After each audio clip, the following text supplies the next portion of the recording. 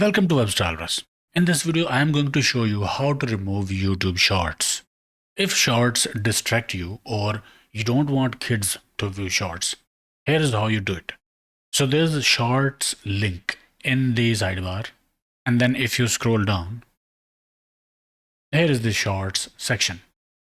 From the Shorts section, you can click these three dots and click Show Fewer Shorts, but it will not remove Shorts. So to remove the Shorts, use Chrome or Brave browser, go to Chrome Web Store, search for YouTube Shorts. You will find few extensions related to that. Let's select Remove YouTube Shorts.